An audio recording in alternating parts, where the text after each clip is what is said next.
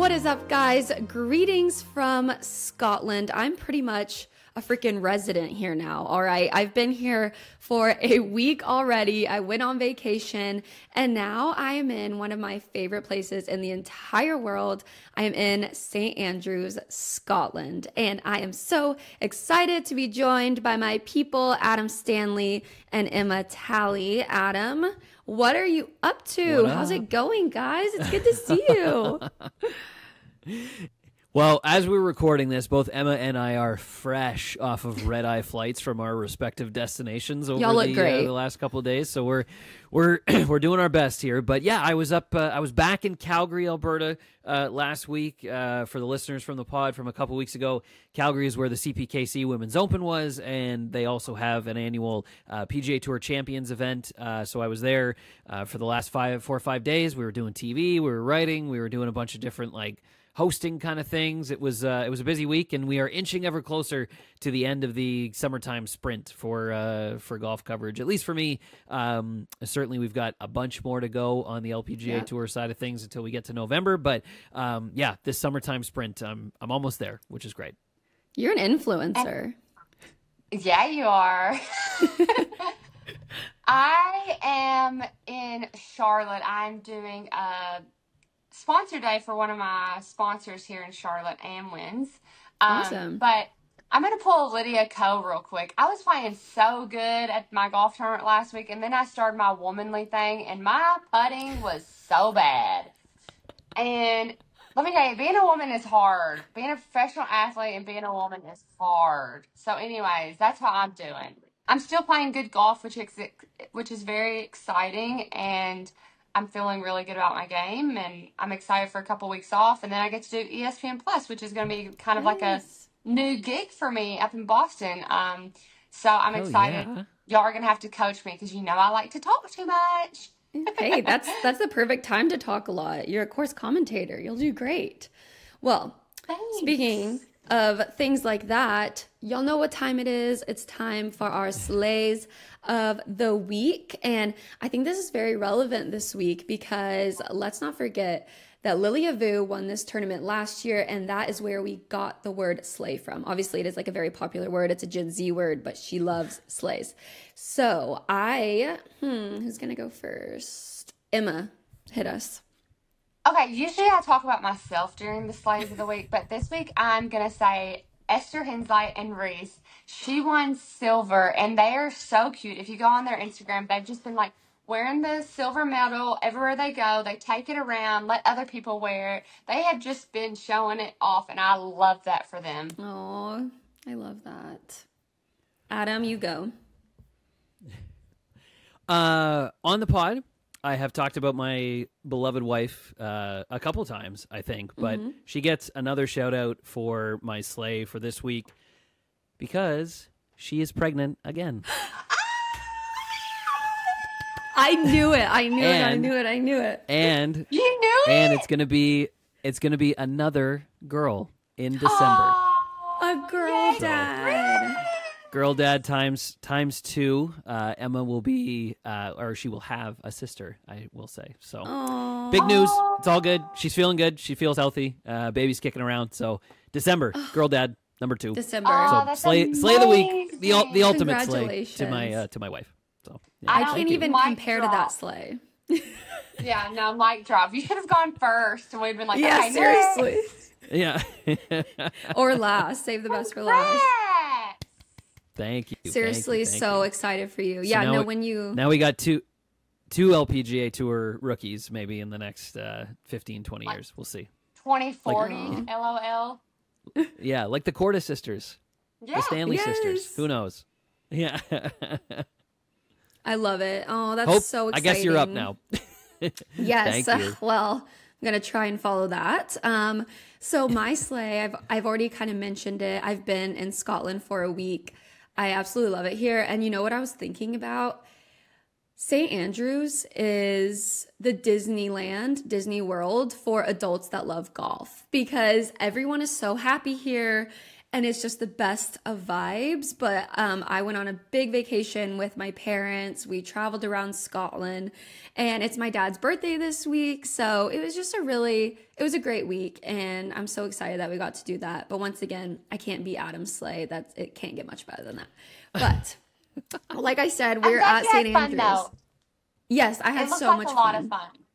Go peep my Instagram, guys, to see all the posts. Your trip looked tremendous. Yes. Thank you.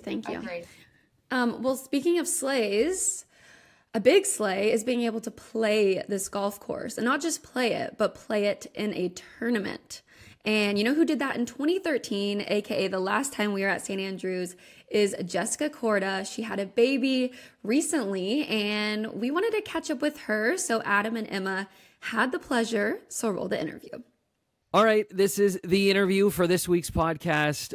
Emma's here, I'm here, and we are so excited to be joined by multi-time LPGA Tour winner, Solheim Cup superstar, and maybe more important than all of that, new mom, Jessica Korda. Jess, thank you so much for joining us on the pod this week. It's a big week, obviously, on the LPGA Tour. It's a major week. We got the Olympics in the rear view, but we are just so thankful for you taking some time to chat with us after a big summertime stretch on the LPGA Tour. So thanks for doing this with us.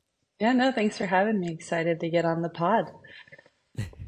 Jet, I think the first thing that the viewers, listeners are curious about. I mean, obviously, you've been off, of course, for a very good reason. Your son Grayson is coming along. How old is he now? 6, 7 months almost. He's 6 months old.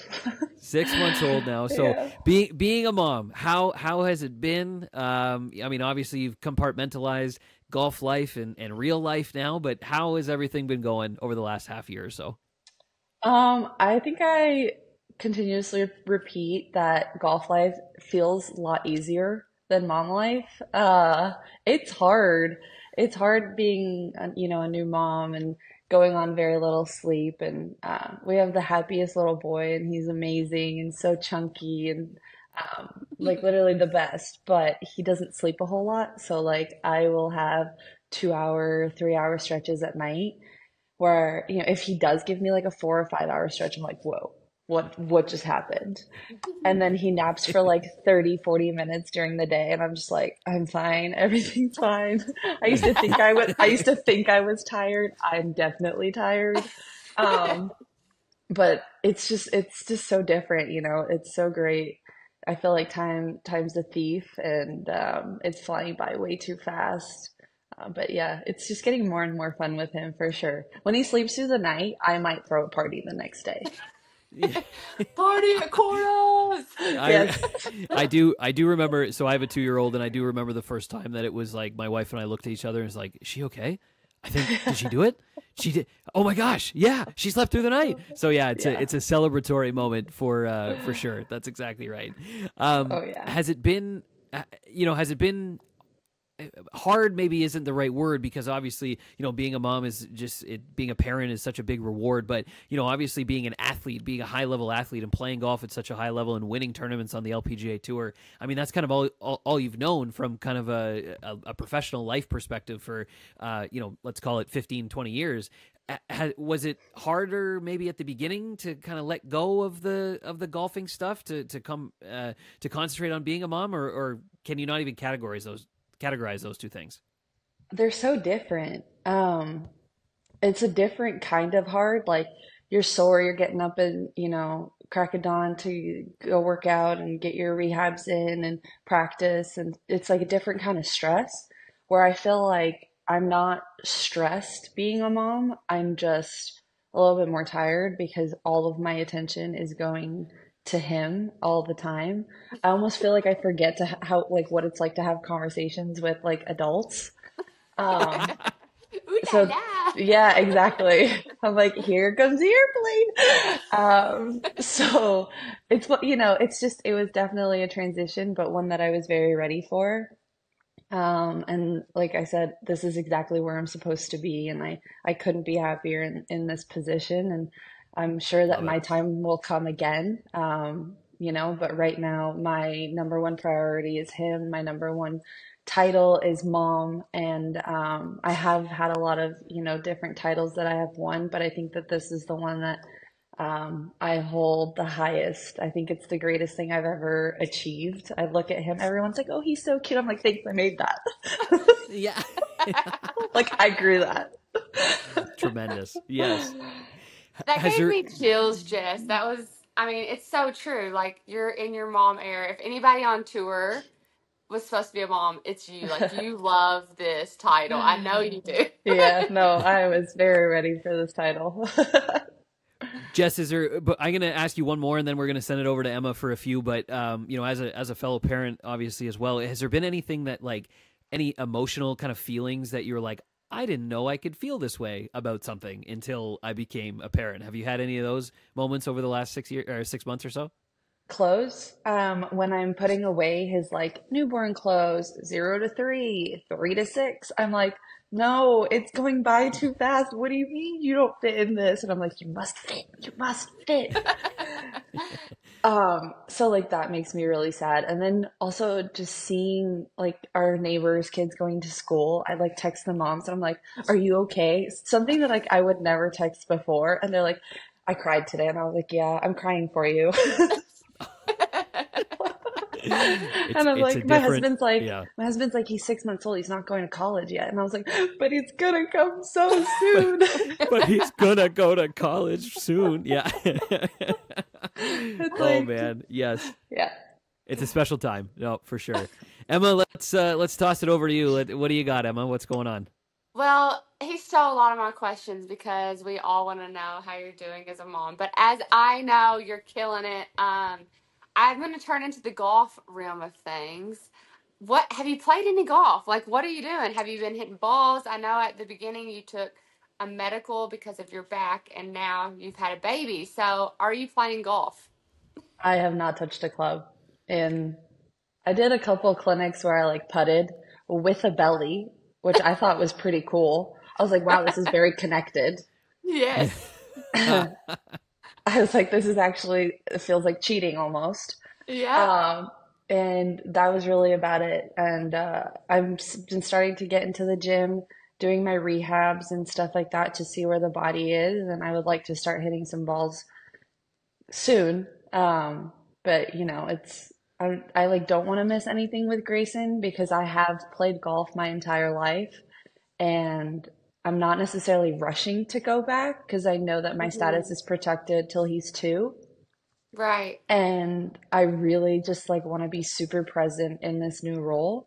But at the same time, I want to obviously go hit some balls and see what we're at. But I have to do the rehabs first before I can kind of go back to fully hitting balls. Yeah.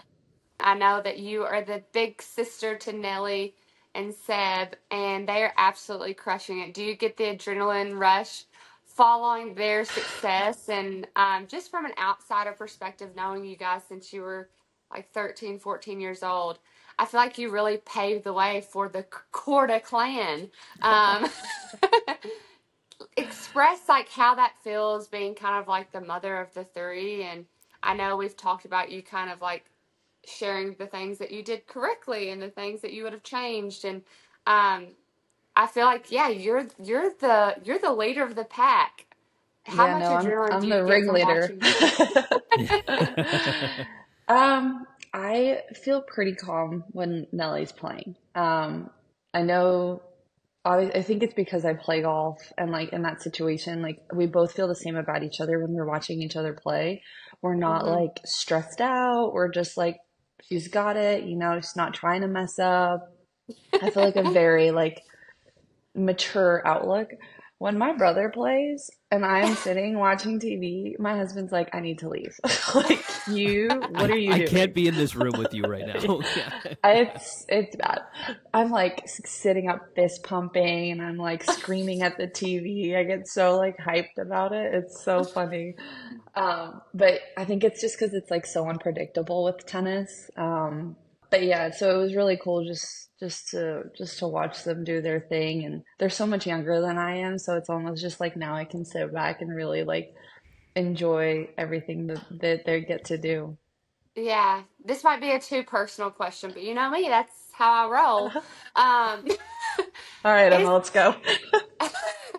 I've always wondered, like, obviously you want your sister to play well, but how was that competing against each other? Like, what was the feeling like? Was it like, I don't mean animosity. I mean, like, I want to beat the crap out of you, but also, how do you be happy? I know, like, we're like that with friendships, but I feel like me and my sister, we're like so, so, so close, but we're also super competitive with something. So it's like you love harder and you want to punch harder at the same Yeah. time. So it's funny that you say that because we never played against each other up until she came out on the LPGA tour. We never had to compete against each other. Like we were always like uplifting each other. And that basically translated into LPGA golf. Like Yeah. obviously we wanted to beat each other, but if like either one of us were down, like you would see the other one on the range or on the putting green with the other one. Like we were never okay, bye. Like you suck today. Like see you later. It's Like love. yeah, we were always like uplifting each other. I think when we were playing the Volvic in Michigan years ago, and I had like a great Sunday.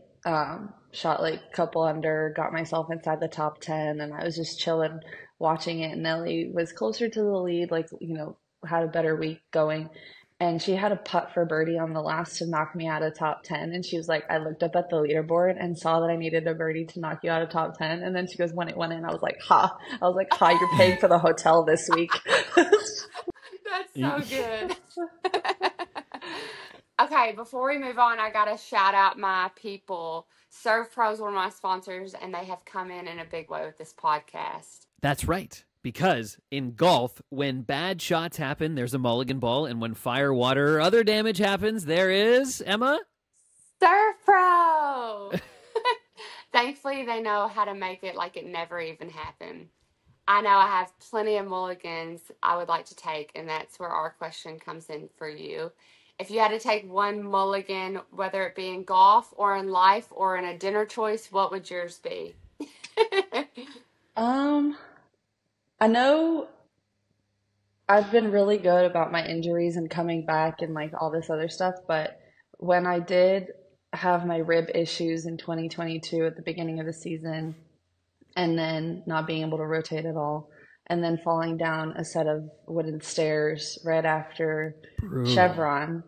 Yeah. I actually ended up playing on a couple cracked discs the rest of the season. So Oh, I kind of wish I didn't do that. If I could get a mulligan for that, I definitely would, because yes. that spiraled a whole lot of issues Yeah. that I have now. So Yeah. I think Ah, that would be my one mulligan. that's a good mulligan. I want you to take that mulligan. Please take that That's a good mulligan. one. Yeah. Yes, yeah. um, I have one more question. If you had your 12-year-old self right beside you, like I think as an American golfer, I look up to you. I've never said that before. We all look up to each other, especially the ones that have done it. Like you've done the mom thing before me. You've won tournaments. You've been on Solheim Cup. You've represented your country.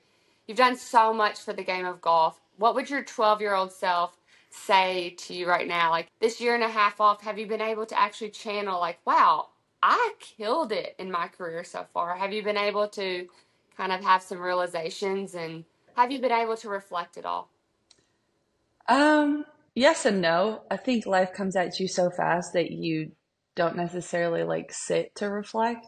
But I think this Olympics, I was watching it and I was like, actually really cool that like that's something that I got to do and, play on Solheim Cups. I think Curtis Cup is going to be played this year as well. And that's something that was really cool.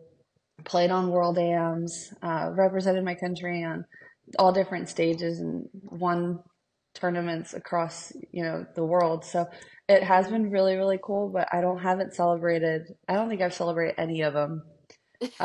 There's just no time. And No time.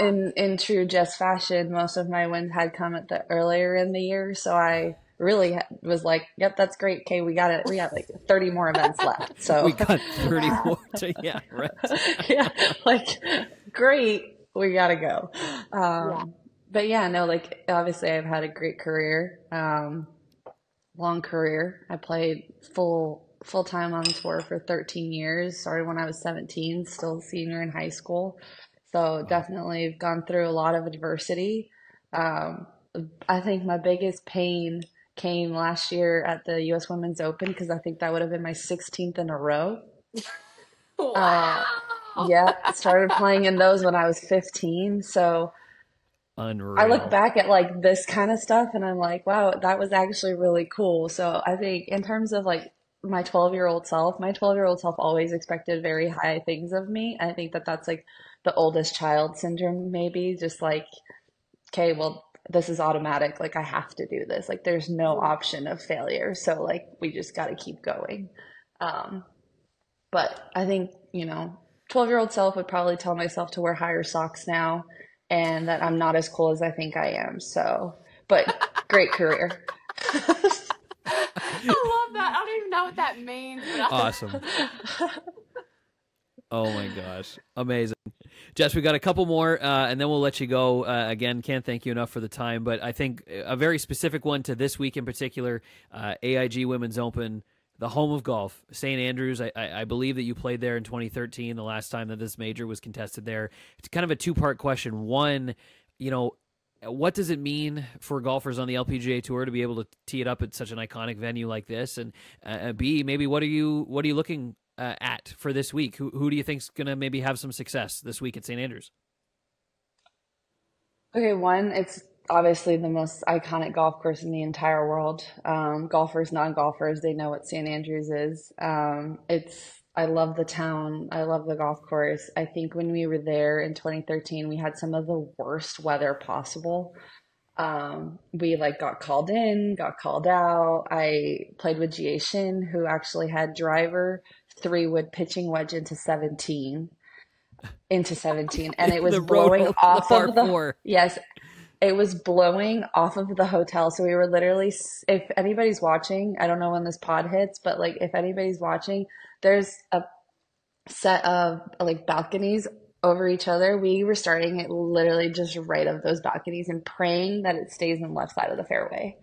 Like it was unbelievable how windy it was. But it's literally the best golf course ever. A lot of it's going to depend on obviously weather, and trying to play within yourself, because there's a lot of drop offs. Links golf, so much creativity. It's so fun. It's definitely one of the most fun ways to play golf, in my opinion, minus the rain. As long as it's not raining, you can handle the wind. Or, if it's raining and there's not wind sideways, like we were breaking umbrellas, like it was bad. Oh my gosh. Such as links golf. But amazing. We'll leave you with this last one. We do a little Instagram investigation with our guests. We go back in, try to find a little throwback, and I had to bring up your real firstborn. From 2017, the doggy nice himself. To her. I was a very little pup. I want to know, and I'm sure listeners and viewers want to know. The dog has been around for so long, a part of your life. What has he meant to you? And I don't know, what's it been like having a doggy around a baby these last little while? Well, Charlie actually came into my life literally at the most perfect time. I was just after jaw surgery, so I had so much time to dedicate to him. And he really just helped me out emotionally. I love him. Like he's literally my little man. Obviously my first baby, we snuggle all the time. I think even in postpartum, like my husband's sleeping next to me, and I'm like dragging the dog like on top of me because I'm like, I just need to snuggle right now. So he's been amazing. With Grayson, he's been really good. I think the first couple of days he was like, why is this little thing screaming so much? Like, what is this? And why are we not sleeping in the middle of the night? Mm-hmm. To now, like, are these my toys or are these your toys? Like, can we share? Like, how do we feel about this? And so if we're like laying on the couch or if I'm feeding or whatever, Charlie's literally always right next to us. So he's the Very cute. best big brother. Yeah, no, so blessed. We love him so much.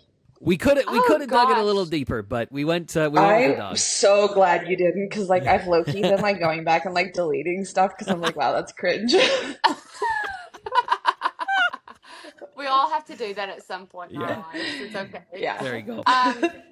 Final question. When is your return gonna be? I know we've kind of mentioned that, but I haven't specifically asked you that. Right now, I'm in the rehab stage of whatever, my career again. And so this time we really want to make sure that we do it the right way. I have till Grayson's second birthday to come back to play. So that, who know, I don't know. Like, I don't know exactly how my rehabs are going to go, but we definitely are. We've started. I've been in the gym. I've been doing rotations, but I have not put a club in my hand. I want to make sure that when I start swinging, I am ready to Yeah, start swinging and taking on the load, because my body has gone through a lot my entire career, and this has been a really nice break for it. So yeah. I'm I'm excited to definitely come back. In what capacity, I'm not sure yet, but um, I have some time. But I'm not going away. Like, I'm still obviously going to be around. Well, Jess, whenever the return does happen, we'll be watching and obviously rooting you on. We cannot thank you enough for taking some time to chat with us today, and congratulations to your whole family under your roof, and also your siblings and all their success as well. And Thank you. good luck over the next little while, and can't wait to see you come back. Thanks again for doing this, Jess. Thank Woohoo! you. Go Jess Korda!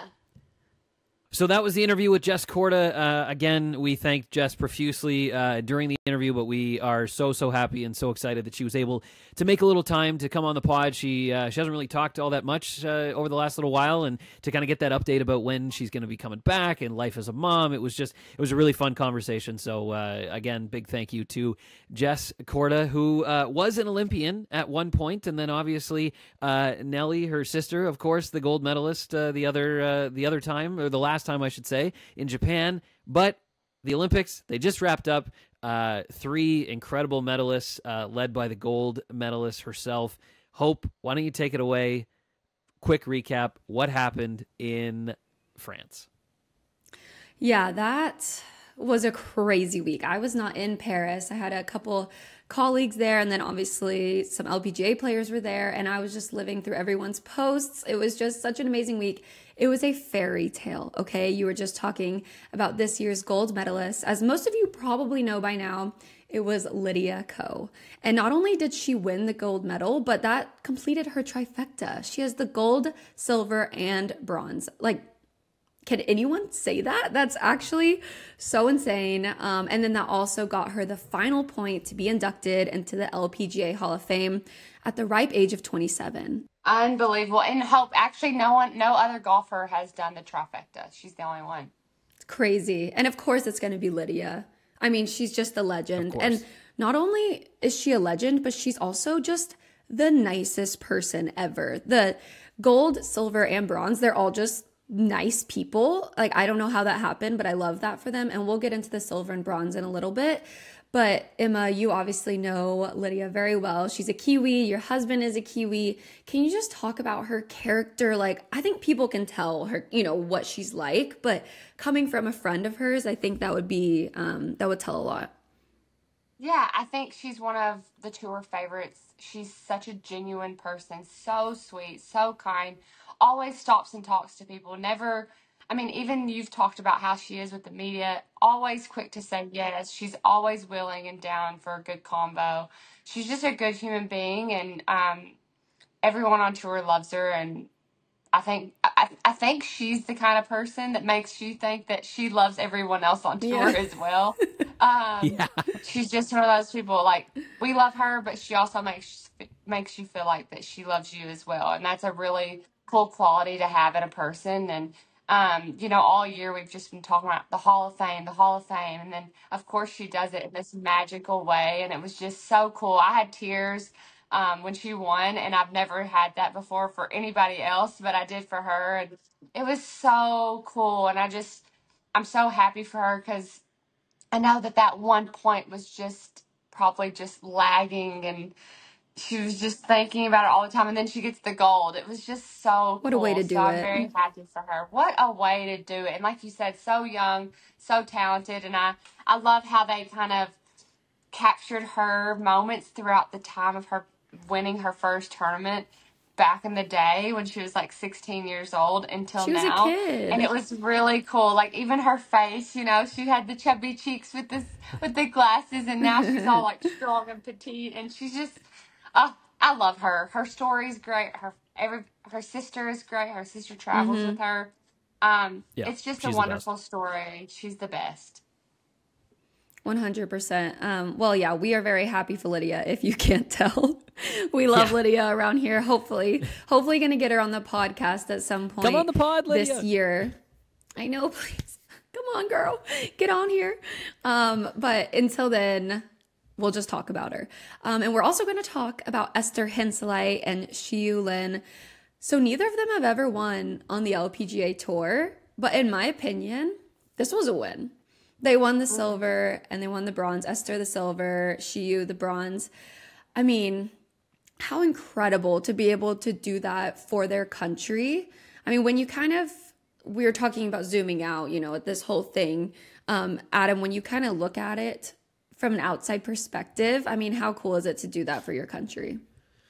Yeah, I think that's the most unique and like powerful thing about like the Olympic Games, and it's taken a little time for, you know, golf to kind of hit this point of importance, I guess, in and amongst, you know, the field, because yes, this current generation certainly didn't grow up thinking I want to shoot to try to win an Olympic medal. That's like something I want to, you know, put in my trophy case when it's all said and done. But this next generation and you know, certainly the generation after, you know, the kids who are 8, 9, 10 years old, you know, they're probably growing up thinking like, wow, yeah, I want to win a medal, especially, you know, people from countries where, you know, maybe just the access to television, you know, isn't all that much. Like Johnny Vegas, when he won the 3M Open on the PGA Tour, he's from Venezuela, and he was like, people growing up in my town, in the town over, they don't really know about the Masters, but they know about the Olympics, right? The Olympic Games. It just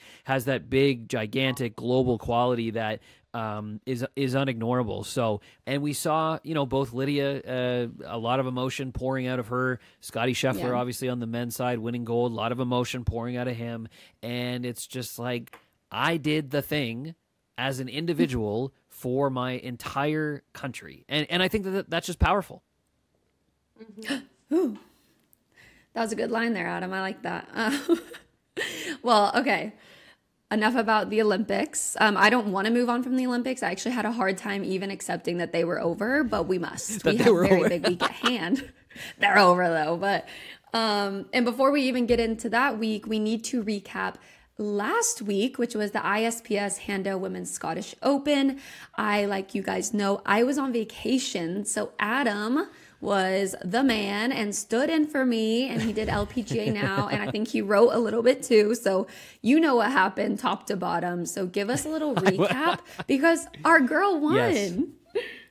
Yes, both yourself and Sarah, the lead writer for LPGA, you both took vacation, so I was called in out of the bullpen to rescue the content. But it was the cool thing about the week is that when you look at the final leaderboard as it shook out, you know, kind of now Sunday night into Monday morning, like flushers only, like nice players only, ball striking fiesta, like the cream really rose to the top. So Lauren Coughlin, without bearing the lead too much, Lauren Coughlin wins again, second win in 3 events. Of course, won the CPKC Women's Open to finally get the winless, the monkey off her back. I think it was her 103rd start in the LPGA Tour, and now she's got 2 wins in 3 starts, 4 straight top 10 finishes, basically locked up her spot in the Solheim Cup, won by 4 over Esther Henseleit, who essentially won the silver medal for the second week in a row. She finished at 11 under par there. Lauren, the only person to shoot 4 rounds in the 60s at an incredibly windswept, cold, rainy, tricky links layout at Dundonald Links, and kind of just held on to her hat, both metaphorically and actually and literally.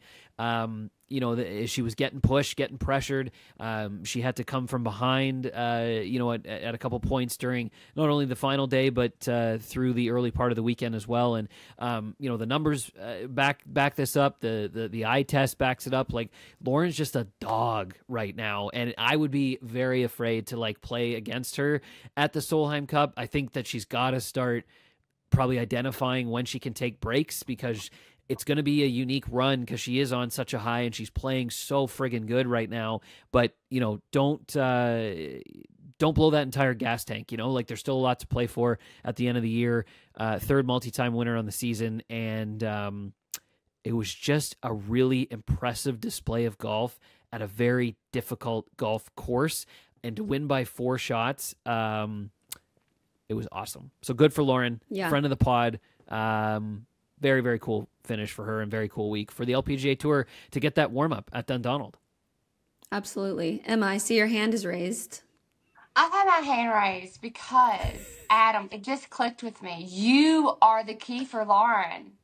She won the Canadian. That's your tournament. And she this did. week, yes, the Scottish Open was your tournament. You were doing all the content. So I think Lauren should be thanking you for the win. She should. The LPGA media team should advise Lauren every time that I'm, like, doing all the content. Then she could be like, oh, okay, I'm going to go out and win. And she one-putted 7 holes in a row to do it. It was sick. Yeah. Whoa. Can you imagine that? Does it? No, I don't think I've one putted like 7 greens in 2024. One time does this that take year, us, actually. Yeah. Does that take us very nicely into this week's KPMG Performance Insights or what? It sure does. Tell us the stats, Adam. Our one and only stats guy. You just teed it up for yourself. So we've got so this is it. So we've got 2 Lauren Coughlin stats, and I think that we would be remiss if we didn't mention them right now. So she's obviously 31 years old, right? She's not 15 like Lydia Ko coming out, busting out, winning early. She took a little time to get there, but she has done it, and she's done it twice. And she is let me just pull this right up right now. She is the first to win 2 LPGA Tour titles over the age of 30 since Karen Stupples in 2004. So 20 years. It's been 20 years since someone has won 2 LPGA titles in the same season after turning 30. Karen Stupples, 2004, and now Lauren Coughlin, 20 years later. And how did she do it? Emma talked about the putting. Emma talked about the 1-putts. And the putting has been tremendous. She was 123rd in strokes gained putting, according to KPMG Performance Insights last season. 123rd. Lauren Coughlin is 16th in that stat now, this year. Just an incredible turnaround. Insane. Big difference. The putter is on fire. So good for Lauren. There you go. KPMG Performance Insights this week. All about Lauren Coughlin, the hot flat stick, the 2 trophies. Amazing. Love to see it. It's so weird. I remember last year we were sitting at lunch at Dundonald, and she was talking about her putting last year at this That's tournament. so and crazy. How she just, I know, and it's pretty crazy. Like, I vividly remember it was me, Lauren, and Sarah Schmelzel sitting at lunch, like, talking about golf, being complete golf nerds, and look at her now. Like, it's so crazy how things can just turn around. And like you said, Adam, it's pretty crazy too. Like, you look at someone like Scotty or Nelly, and when they're hot, you're hot. And I just think Lauren's going to be hard to beat right now because she's hot. And I do think what you said, though, like learning how to take breaks, because she's really never been in this position. I mean, not many people have, let's be honest. But learning how to, like, conserve the energy, I think, is going to be really important for her the next couple months. The AIG Women's Open at the Old Course in St. Andrews. It is going to be an amazing week. As we've talked about already, Lilia Vu is defending. She won at Walton Heath last year. And Emma, I want to ask you, have you ever played St. Andrews, or like have you been here before? I have been there, and I'm so sad that I'm not there. This was the one on my schedule that I've been wanting to play, and I know that is a lot of girls. So many girls have texted me like, I did it. I've made it. Because, like, This was the one that everyone wanted to play in because it's St. Andrews and like that town is so cute. I have been on property. I have walked it. My husband actually played it last week. He was on a little boys trip and got to play St. Andrews last week. So, um, he just said it was amazing. So I've been watching all the girls' Instagrams driving it over the corner of the building, and it's just like been so cool to see. I wish I was there, but I'm so excited to watch it and see what happens. I think it's going to be an amazing week to make memories. I hope the girls can take a step back and realize like how lucky they are to be there, and just like take it all in because not everyone gets to play. And I think sometimes when you're in it and you're playing week in to week out, you forget like, oh, not everyone gets to play in the British Open. Not everyone gets to play the British Open at St. Andrews for that matter. But what an amazing week. I can't wait to see what happens. I hope the weather kind of sucks this week just so we can watch it. I think so I'm very excited. So there was a tweet that said that the weather was going to be, quote, unsettling this week. So carnage. Emma, I think you're going to get your wish. Love that. But speaking of carnage, what do you have to do well this week, you think, Emma? I mean, honestly, the weather determines so much, whether there's crosswinds or, like it just, you don't know if it's going to be raining, if it's going to be cold. So what do you think in this scenario players have to do well to raise that trophy? I think this is a great week for team. You've got to be committed over every shot. And I think the way you do that is to have a good teammate on your side. I think having a good caddy that you trust, having a caddy that knows your game well enough when it's that windy to be able to talk through shots. Because a lot of it is just about commitment. When it's really windy and the weather's terrible, it's really just about commitment. And also, if they do hit in the fescue, just make the bogey and move on. Don't make the quad because you can do it so easily and so fast. So to eliminate some of those big, big, big numbers and just make some bogeys and pars because you're going to make mistakes. You're going to hit crappy golf shots when it's that windy and rainy and just a hard golf course. So I just think eliminating mistakes and having good teamwork. I think that's going to be a big one this week. I know personally when me and my caddy can talk through things when the weather's bad, it really helps me to commit to the shot. So I think that that's going to be a big key factor for the week is these players and caddies. Like Lily and Cole, they have a great relationship. They've worked through a lot of weather. He knows her game like the back of his hand. And I think that, that's the kind of duo it's going to be the winner. Absolutely. Well, that leads us into our quick 9. As you guys know, we do this every week and we change it up here and there. And this week we are going to each pick 3 people that we think you need to keep an eye on here at St. Andrews. So I'm going to toss it to Adam to kick us off. Whoa. Okay, sounds good. So my 3 for the quick 9. We're going to start with Allisen Corpuz. I like Allison a lot. She had a great result last week. She had a great result at this tournament last year as well. I know obviously it's a different golf course, but again, it would be remiss not to mention her statistical performance on the season, but she's 2nd in driving accuracy and 7th in greens and regulation. That's Allisen Corpuz. So, Emma, to your point about just staying steady, trusting your caddy relationship, but also leaning on your skills. You're going to find greens. You're going to find fairways. 2nd, 7th. Those are 2 unignorable stats for me on the Allisen Corpuz fronts. And then I'm going to go with the dynamic duo of Hull and Hall. We've got Georgia Hall and Charlie Hull. I think the 2 of them. Charlie obviously right there firmly in the mix last week at the Women's Scottish. She had mentioned that she was doing a lot of work with her coach to play well on links golf courses. She said that, hey, I think my game is actually built for American golf courses, but she knows that this week stretch, multi-week stretch is important, so she's doing some work with her coach to do some 3/4 swings, so I think she's right there dialed. She also finished 2nd last year as well, so I like Charlie. And then Georgia. Big throwback to Georgia. She was low am in 2013 when she made her debut at this tournament, and she was also tied for 10th after the first round. She shot 4 under at St. Andrews in the first round in 2013. So maybe a little bit of a throwback week for her. So Georgia Hall, Charlie Hull, and Allisen Corpuz are my 3. That was a good one, Adam. That was a good one. Adam. Okay, I'm going to go next. I'm going to pick Gabby Ruffles, a rookie.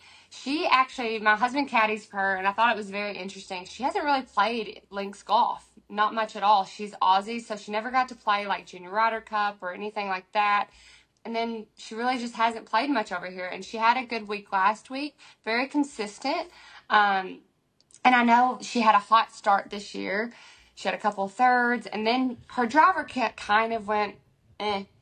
And now she's hitting her driver really good again. So I think she's someone to watch. She kind of has a lower ball flight with her driver. So I think from just personal knowing her golf game, I think she's someone to watch because of her ball flight and just her confidence right now.